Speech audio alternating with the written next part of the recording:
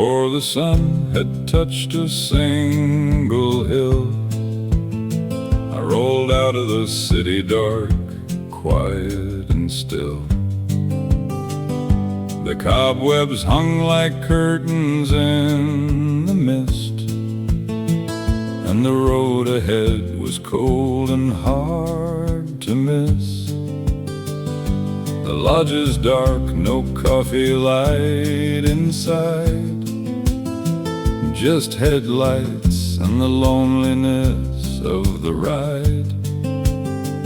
2 hours on a highway no one knows, just a man and where the Grayling goes. But somewhere past the second hour mark, a sliver of gold broke open in the dark, and the mountains caught the light along their spine, and I knew that everything was going to be just fine. On the road to Eureka Lodge, where the creek feeds into the lake, where the Grayling leap in the morning cold and the spring ice starts to break. I've been driving since before the dawn, through the lonely and the long, but the road to Eureka always brings me back where I belong.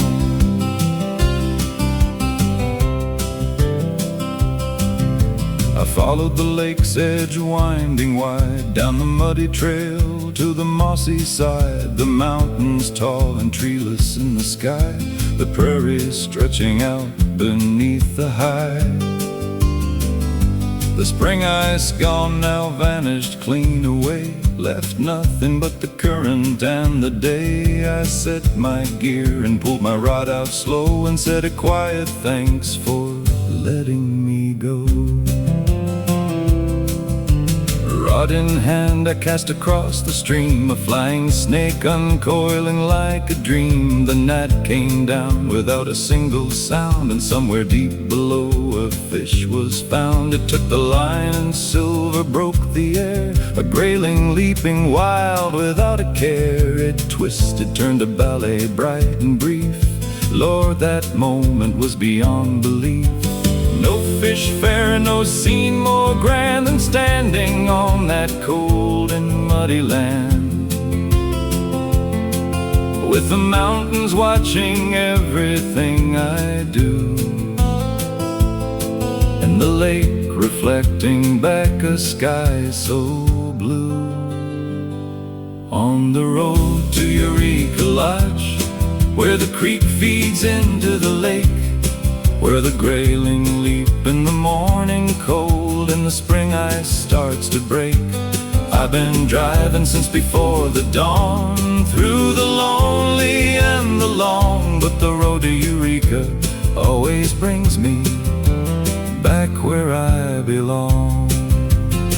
You know, I left the city with an empty kind of feeling, the kind that settles in when winter's been too long. But somewhere on that highway, something started healing, and by the time I hit the lake, it wasn't gone. It was just quieter, manageable, like something understood. The mountains have a way of doing that, if you let them. By midday I had reached my limit clean, released the ones too small or fine to keep. I walked back up to where my old car sat, built a little fire, pulled my pan out flat. The cast iron heated slow and even right. I laid a Grayling in and watched it sizzle bright. The smell of butter, wood smoke, open air. Lord, I challenge anyone to find a meal so rare. On the road to Eureka Lodge, where the creek feeds into the lake, where the grayling leap in the morning cold and the spring ice starts to break. I drove out in the dark and cold and lonely. I drove back in the light. The road to Eureka gave me back myself, and that feeling's worth every mile of the night. Before the sun has touched the hills again, I'll be back on that road, my friend, back to where the cold creek bends, back to where the lonesome ends.